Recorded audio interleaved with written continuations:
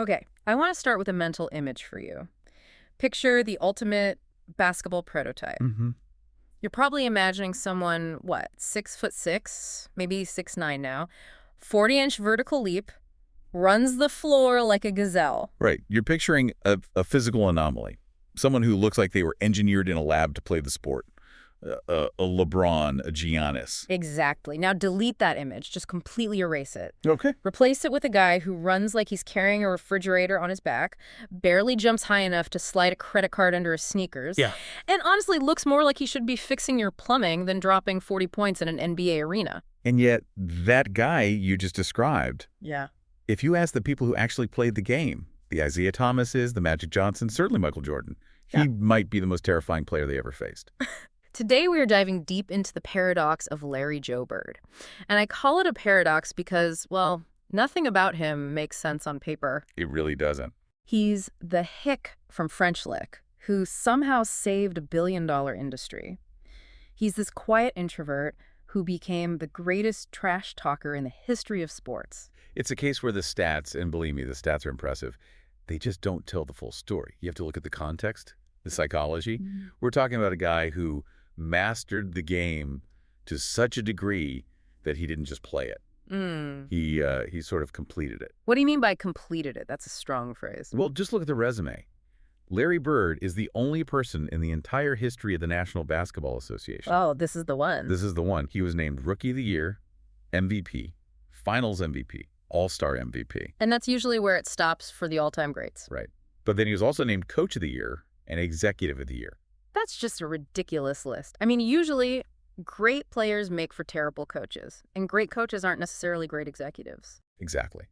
It implies a kind of basketball IQ that completely transcends physical ability. It suggests he just understood the architecture of the sport, of winning, better than literally anyone else. So to really get that, we have to strip away the legend just for a minute. We have to. We have to go back to a very specific, very small place in Indiana. French Lick. Which, I have to say, sounds like a place made up by a screenwriter who wants to really emphasize how rural the setting is. It really does. But the reality of French Lick is so important here. He was born in West Baden Springs, but raised in French Lick. This is southern Indiana. And while it might have had a history as a resort town, by the time Bird was growing up in the 60s and 70s, it was rough. We're not just talking about small-town charm. No. We are talking about deep, grinding poverty, the kind that gets into your bones. Bird's been pretty open about that, hasn't he? I remember reading a quote where he said something like, being poor as a child is something that motivates him to this day. He has, but I think people kind of gloss over what that really looked like. The Bird family struggled intensely. His father, Joe Bird, was a war veteran. World War II. Both World War II and the Korean War. And he came back with what we would now pretty easily diagnose as severe PTSD. But back then, there was no diagnosis. There was no support structure. There was just alcohol. So Larry is growing up in a house that's volatile. Volatile is absolutely the word. His parents eventually divorced when Larry was in high school, which was tough enough. But then in 1975, the ultimate tragedy struck. His father. His father, Joe, committed suicide. God. And Larry would have been, what, 18, 19 years old? Barely out of high school. And you have to just stop and consider the psychological impact of that. Larry Bird is famous for being stoic, almost emotionless on the court. He had this stone face. Right. He never smiled. He never really celebrated in a big way, just that one finger raise. And when you look at that trauma, you start to understand why. For him, basketball became the one place where he had absolute control. The court was a sanctuary where the chaos of his family life just couldn't touch him. It was an escape? It was more than an escape. He didn't just play for fun. He played to survive. It fueled a kind of desperation in his game, a seriousness that other kids just didn't have. That brings us to the whole college recruitment saga, which is fascinating in itself. I mean, everyone wanted him. He was the golden boy of Indiana high school basketball. Oh, absolutely. The biggest name in the state. And he actually committed to the biggest program in the state. Indiana University. The Hoosiers. Yeah. Led by the legendary and, let's be honest, equally volatile Bob Knight. Wow. I can't even imagine that dynamic. Larry Bird and Bobby Knight in the same locker room. It feels like the universe would just implode. It is the single greatest what if in the history of college basketball. And Larry actually enrolled. He went to Bloomington. He was there. But he lasted, what, a few wins? Less than a month. 24 days, I believe, is the official number. So why? Was it night? Did they clash immediately? You'd think so, but surprisingly, no. It wasn't about the coaching at all. It was the environment. You have to put yourself in his shoes. This is a kid who could walk across his entire hometown in maybe 20 minutes. Right. Suddenly, he's on a massive university campus with 30,000 students. He was just completely overwhelmed. He felt like an outsider. He had no money. He said his clothes were ragged compared to the other kids. He just didn't fit in. So what did he do? He packed his bags, walked to the edge of campus, and hitchhiked home. He hitchhiked home. You can't make that up. You can't. And this is the point in this story where for 99% of prospects, it's over. They wash out, they go home, they get a job, and they become that guy at the local bar talking about how good they used to be. And for a full year, that's exactly what Larry Bird did. He did. He worked for the city. He was a garbage man, right? He was literally a garbage man. Hey. He drove the truck, he picked up the cans, did maintenance in the city parks, he painted curbs. But wait, this is the part I don't get. He knows he's a lottery pick-level talent. He knows he can make millions of dollars playing a game. How do you go from being the king of the court to picking up trash in your hometown without losing your mind? See, that's the thing. He didn't view it that way. He actually loved that job. Really? Yeah. He said he felt like he was doing something real, something tangible. He was contributing to his community. It grounded him. It completely stripped away any ego that might have been developing. So it was almost like a necessary reset for him. I think so. But eventually, the itch to play was just too strong. And a coach named Bill Hodges from Indiana State, a much, much smaller school, was persistent and finally convinced him to give college another try. And that's where he becomes a Sycamore. The Indiana State Sycamores. Not a powerhouse, not a blue blood program by any stretch.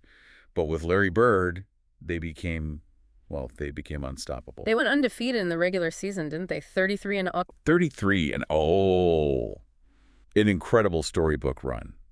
And that run culminated in the 1979 NCAA championship game. And we have to stop here because this isn't just a college basketball game. No. This is the big bang of modern basketball as we know it. Indiana State versus Michigan State. Larry Bird versus Earvin Magic Johnson. It is still, to this day, the single highest-rated college basketball game ever broadcast on television. Think about that. With all the hype, all the March Madness we have now, with round-the-clock coverage, nothing has ever topped the rating for that 1979 game. Nothing. So why, they were great college players, obviously, but why did the entire country tune in for that specific game? It was just a perfect storm of narrative. You had the undefeated underdog from the small, unknown school against the big powerhouse from the Big Ten. You had the quiet, reserved country boy against the flashy, smiling city star.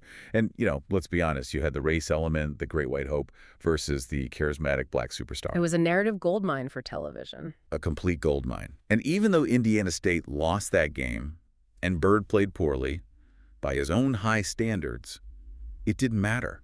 It set the hook for a rivalry that would, and this isn't an exaggeration, save the NBA. Okay, let's pivot to that, because saving the NBA sounds like hyperbole now. We look at the league today, and it's this global juggernaut, a multi-billion-dollar enterprise.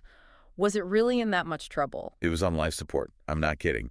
In the late 1970s, something like 18 of the 23 teams in the league were losing money. Wow.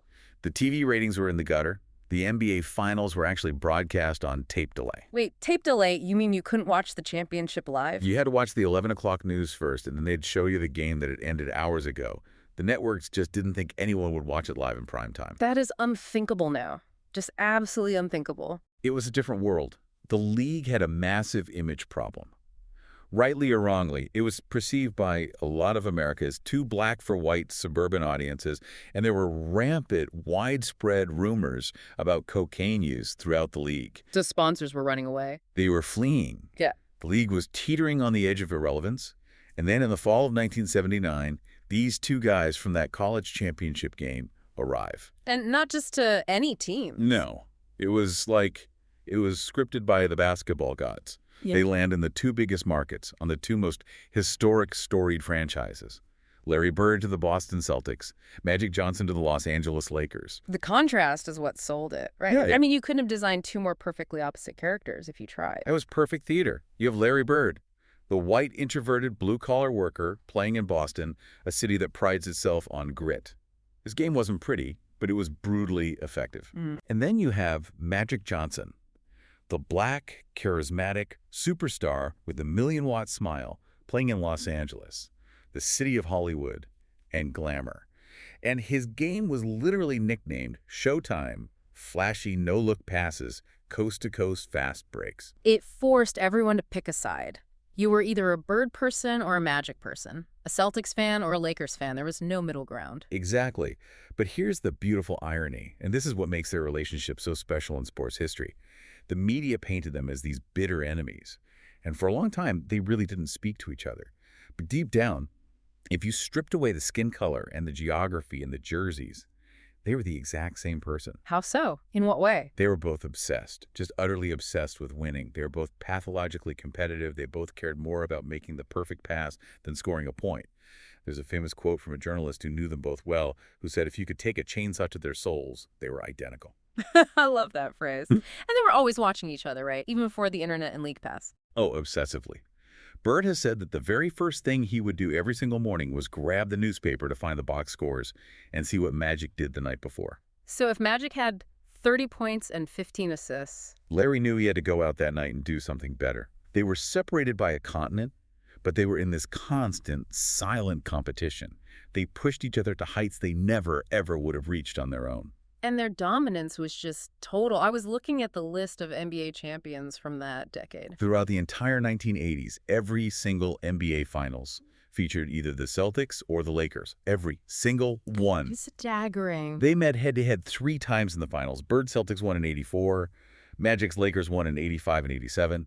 They single-handedly turned the NBA from a failing league into must-see TV, into a global spectacle. But they actually became friends, right? It wasn't just this rivalry of respect from a distance. It was. And the turning point was a commercial. A shoe commercial. A Converse shoe commercial. They wanted to market their new shoe, the weapon, and they wanted their 2 biggest stars to do it together. So they flew Magic Johnson out to French Lick, Indiana. Oh, that must have been awkward. Imagine Johnson, Mr. Showtime in tiny French Lick.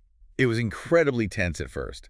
Magic apparently stayed in his limo, didn't want to come out. Yeah. But eventually, they had to break for lunch.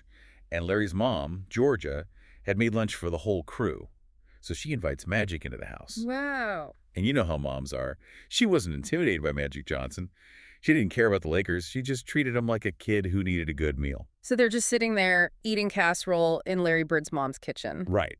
And in that moment, Magic realized, wait a minute, this guy isn't some racist hillbilly like the media makes him out to be. Yeah. He's just a quiet, shy guy who really loves his mom. And Larry saw that Magic wasn't just some Hollywood phony. That lunch broke the ice. It completely broke the ice. And from that day on, they were friends. By the time Bird retired, they were best friends. Magic actually gave a speech at Bird's retirement ceremony where he got choked up and said, Larry, you only told me one lie. You said there will be another Larry Bird. Larry, there will never, ever be another Larry Bird. That still gives me chills. Okay, so we have the narrative, the rivalry, but I want to get into the nuts and bolts of Larry Legend, the actual basketball, because sometimes the story is so good, it overshadows just how dominant he was on the court. The stats are just mind-boggling. Let's start with his rookie year, 1979-80. Okay. The year before Larry Bird arrived, the Boston Celtics won 29 games. They were a terrible basketball team. One of the worst in the league. Bird shows up, a rookie, 22 years old, and they win 61 games. Wait, they improved by 32 games just by adding him? One player? Essentially, yes. It was the biggest single-season turnaround in NBA history at that time. And he wasn't doing it with, freakish athleticism. He was doing it with his brain, with passing, shooting, and rebounding. He averaged 21 points, 10 rebounds, and 4.5 assists as a rookie. And then the Celtics built the super team around him. Then came the big 3. Their GM, Red Auerbach, made a couple of legendary moves. He drafted Kevin McHale and traded for Robert Parrish. That front court Bird at small forward, McHale at power forward, Parrish at center, is arguably the greatest front line in the history of the sport. And they won 3 championships together. They did, in '81, '84, and '86. But that '86 season, that's the absolute peak. That's Mount Everest for Larry Bird. That's in the middle of his MVP three-peat. 1984, '85, '86. Larry Bird wins the league MVP award 3 years in a row. Which almost no one has done. Only Bill Russell and Wilt Chamberlain had done it before him. Michael Jordan never did it. LeBron James never did it. For those 3 years, Larry Bird was the undisputed king of basketball, and it wasn't even a debate. And we have to talk about his shooting. The 50-40-90 club. I feel like we hear that term a lot now with guys like Steph Curry and Kevin Durant, but back then it was like something from another planet. It didn't exist. The club didn't exist because no one had ever done it. To get in, you have to shoot 50% from the field, 40% from the three-point line, and 90% from the free throw line for an entire season. It's an insane blend of volume and just pure efficiency. It's incredibly rare. Bird was the first player in NBA history to ever do it, and he did it twice. And you have to remember, the three-point line was still new then. People thought it was a gimmick. Bird was one of the very first players to truly weaponize it. There's also this thing called the Larry Bird rule in the NBA salary cap. Now, I always just assumed it was because he made a lot of money, but it's actually really important for how teams are built even today, isn't it? It is the absolute foundation of the modern NBA dynasty. The rule, it's technically called the Larry Bird exception, basically says that a team is allowed to go over the salary cap to re-sign their own veteran players. Before this rule, there was a real risk that a team that developed great players couldn't actually afford to keep them all once they hit the salary cap. The league and the owners realized, wait, we need Larry Bird to stay in Boston. We can't have him being forced to leave for a team in, Kansas City because of a spending limit. So without the Larry Bird rule, the Chicago Bulls might not have been able to keep Jordan and Pippen together for all those years. It would have been much harder. The Warriors couldn't have kept Steph, Clay, and Draymond. Exactly. The continuity of almost every great team since the mid-'80s owes a direct debt to the Larry Bird rule. Okay, stats are great, rules are great, but the thing that I think really hooks people on the legend of Larry Bird is the mind games, the trash talk. I've heard people who played against both of them say he was meaner than Michael Jordan. Jordan was ruthless, but Bird was psychological torture. Jordan would beat you physically and let you know about it. Bird wanted to get inside your head and completely embarrass you mentally before he even scored. What's the quintessential trash talk story, the one everyone brings up? It has to be the three-point contest. It's 1986, the first one they ever held. Bird walks into the locker room before the event starts. All the best shooters in the world are in there. Craig Hodges, Dale Ellis, guys like that. Right. Bird just stands in the doorway, looks around the room, dead silence, and says, I'm just looking around to see who's coming in second. That is just so unbelievably arrogant. Yeah. But you have to win if you say that. You have to back it up. And he did. But the best part is how he won.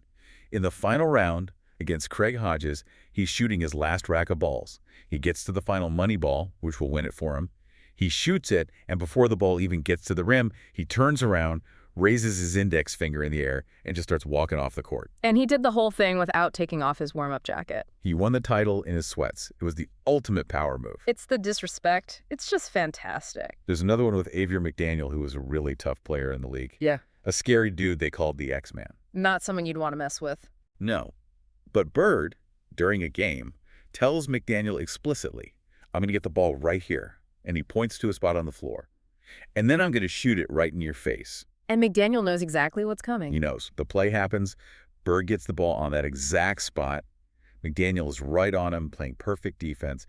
Bird just shoots it right over him. Swish. Wow. But then, and this is the classic Larry Bird touch, he turns to McDaniel and says, damn, I didn't mean to leave 2 seconds on the clock. Oh my God. It's not enough to score on you after telling you he would. He has to critique his own time management while he's busting you. It was about complete and total dominance. There's a story about him playing Dennis Rodman back when Rodman was a young, energetic defender with the Detroit Pistons. The bad boys Pistons. Exactly. Bird is just lighting Rodman up, and he starts yelling over the Pistons coach, the late Chuck Daly. He's screaming mid-game, Chuck, is anyone guarding me? Who is guarding me out here? You better get someone on me or I'm going to drop 60 on you. Rodman is standing right there, draped all over him. Right there. Bird just acted like he didn't even exist. He erased him. That explains why players feared him so much. It wasn't just about losing the game. It was about being completely humiliated. Pat Riley, the coach of the Lakers, had the ultimate quote on this. He was asked about the clutch gene. He said if he had to choose one player to take a shot to save a basketball game, he'd pick Michael Jordan. Okay, high praise. But he said if he had to pick one player to take a shot to save his life, he'd pick Larry Bird. Wow. That is a heavy, heavy distinction, saving your life. It speaks to that ice-cold reliability, that clutch gene. You saw it in the 1987 Eastern Conference Finals against the Pistons, the famous play that's just known as the steal. Describe that for the listeners who haven't seen the replay 1,000 times on ESPN Classic. Okay, so it's the dying seconds of a crucial Game 5. The Celtics are down by 1 point. The Pistons have the ball under their own basket. All they have to do is inbound the ball, and the game is over. Just don't turn it over. That's it. Isaiah Thomas is the inbounder. He throws the pass, looking for his center, Bill Laimbeer. But Bird, who is guarding the inbounder, somehow reads Isaiah's eyes, anticipates the pass, darts in front of Laimbeer, and steals it. And his momentum is carrying him out of bounds. Right. Most players would just try to call a timeout or desperately throw the ball up at the rim. But Bird, in that split second, manages to turn his body while falling and whips a perfect pass underneath the basket to a cutting Dennis Johnson for the game-winning layup. Game over. Celtics win. It was pure basketball instinct and spatial awareness. He saw the play unfold 3 seconds before it actually happened. And we can't skip the 60-point game. I mean, the story behind that is just as good as the performance. It is. March 1985 against the Atlanta Hawks. Just a few days before this game, his teammate Kevin McHale had set a new Celtics franchise record by scoring 56 points. So Bird was happy for him, but... He was happy for him, but he was also Larry Bird, the competitor. So a few nights later against the Hawks, Bird just goes nuclear. He scores 60 points. But the craziest part of the story is the Hawks bench. The opposing players. They were falling off the bench, high-fiving each other, celebrating Bird's shots because they're so ridiculous and so impossible. He turned the other team into his own personal cheering section. He turned the opponents into fans in the middle of a game where he was destroying them. So we have this god-level player at the absolute peak of his powers, but this story is a tragedy in a way because it didn't last. And the way it started to end is it's just so mundane. It's the most Larry Bird thing ever and also the saddest. It's the summer of 1985. He's just won his second straight MVP. He's rich, he's famous, he's on top of the world, and he decides his mom needs a new driveway at her house back in French Lick. So he hires a contractor, right? A guy with his money just makes a phone call. You would think. But this is Larry Bird. He's a blue-collar guy to his core. He doesn't hire people to do work that he thinks he can do himself. So he spends the entire day shoveling tons of crushed rock and gravel. Hard manual labor. And he hurt his back. He didn't just hurt it. He torqued it in such a way that he did structural damage to his spine. That one day of shoveling gravel changed the entire trajectory of the rest of his career. You could argue it changed NBA history. His back was never the same again. And from that point on, he was just playing through pain. Agony. He was playing through agony. I remember seeing footage of him in the later years of his career. He wouldn't sit down on the bench during timeouts. Right. He would lie on the floor. He physically couldn't sit down. Yeah. Sitting compressed the spine too much and was excruciating. Right. So when he wasn't on the court, he was lying on his stomach on the floor, usually with a giant heat pack on his back, just trying to keep the muscles from completely seizing up. He would spend hours in traction before and after every game. And yet he kept playing at an elite level. He didn't just play. He was still one of the best players in the world. In the 1987-88 season, playing with a back that was basically falling apart, he averaged 29.9 points per game, his highest scoring season ever. That's just mind over matter. It was pure will. But the body eventually wins that fight. He had to have multiple surgeries. They removed bone spurs from his feet, which were a side effect of how he changed his running motion to compensate for the back. They tried to fix a compressed nerve root in his spine. And by the early 90s? By the early 90s, he was a shell of himself physically, but his mind was still as sharp as ever. The stats from his final 2 seasons are just so telling. When Larry Bird played, the Celtics were an elite team. They were 71-28. That's a championship contender record. It is. But in the games, he had to sit out because of the back. The Celtics were a mediocre 30-29, a .500 team. That was his value, even when he could barely move. He did make it to the dream team, though. The 1992 Barcelona Olympics. That was his victory lap. And he belonged there. He couldn't play much. His back was just screaming the whole time. But being on that podium with Magic and with Jordan to accept the gold medal, it was the proper send-off for a legend. He officially retired in August of 1992. And normally, that's it. That's the end of the story. The legend walks away, plays golf, signs autographs at conventions. But Larry Bird had a whole other career waiting for him. This is the second act that I think gets overlooked so often, but really solidifies his genius. In 1997, his home state team, the Indiana Pacers, hired him as their head coach. Which is wild because he had zero coaching experience. He'd never even been an assistant coach. Zero. None. And he made this very weird promise when he took the job. He told the owners, I will give you 3 years. That's it. Win or lose, I'm done after 3 years. Why only 3? What was the logic there? He had a theory. He believed that a coach's voice, any coach's voice, loses its power after about 3 years. The players start to tune you out. He wanted to come in, maximize the group he had, and get out before he got stale. And he was brilliant at it. He was a brilliant coach. He wasn't some X's and O's wizard like Phil Jackson, but he understood players.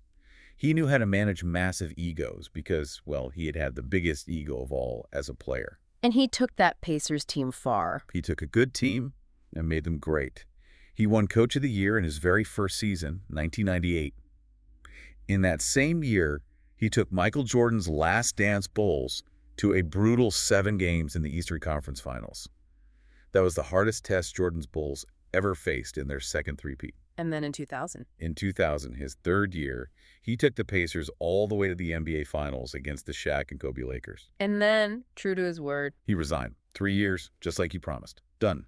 But he didn't leave the organization. He just moved upstairs to the front office. he became the president of basketball operations. And this is where he completes that incredible triple crown we talked about. As an executive, he wasn't just some figurehead. He actually built the Pacers teams of the early 2010s, the ones with Paul George, Roy Hibbert, David West. The ones that gave LeBron's Miami Heat team so much trouble. Those were the teams. He drafted those guys. He hired the coaches. He built a contender from scratch. And for that, he won the NBA's Executive of the Year award in 2012. Making him the only person to conquer the league as a player, a coach, and an architect. It just proves that his genius wasn't just in his hands or his body. It was in his fundamental understanding of how winning works at every single level. It's just incredible. So where is he now? You don't see him on ESPN giving hot takes. You don't see him doing podcasts or commercials. He is living the life he has always wanted to live. He's still a consultant for the Pacers, but he stays completely out of the limelight. He famously said, when asked about being a public figure, the job sucks. Yeah. He was referring to the media obligations, the fame, the lack of privacy. He just wants to be left alone. He's finally back to just being the quiet introvert from French Lick. It's honestly kind of refreshing. In an age of constant self-promotion, he doesn't need the attention. He never did. He just needed to win. So as we wrap this deep dive up, I want to clarify one legendary story. We talked about Jordan and Bird. There is a famous quote where Jordan calls someone God disguised as Michael Jordan. I feel like I've heard people mix this up over the years. It's one of the most famous quotes in all of sports history. The year was 1986. It was the playoffs.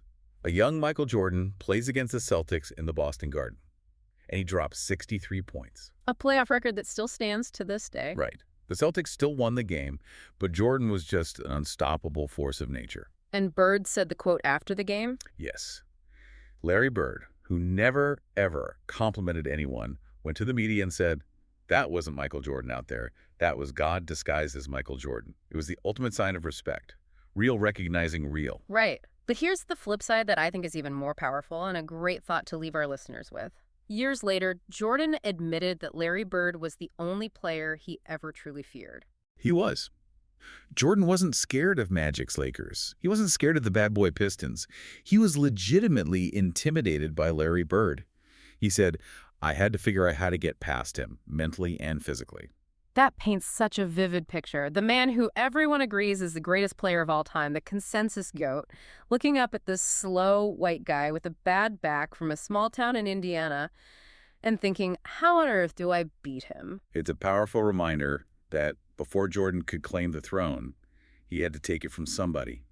And for a long time, Larry Bird was the standard of perfection. And that standard is why we're still talking about him all these decades later. He wasn't the fastest, he wasn't the strongest, but he might have been the smartest and the toughest to ever play the game. Absolutely. The hick from French Lick, who outthought and outwilled the entire world. Thanks for taking this deep dive with us. This was a really fun one. My pleasure. It always is. And to everyone listening, next time you see a highlight of a slick no-look pass or a clutch step-back three, just remember, Larry Legend probably did it first, and he probably told you he was going to do it before he even caught the ball. We'll see you next time.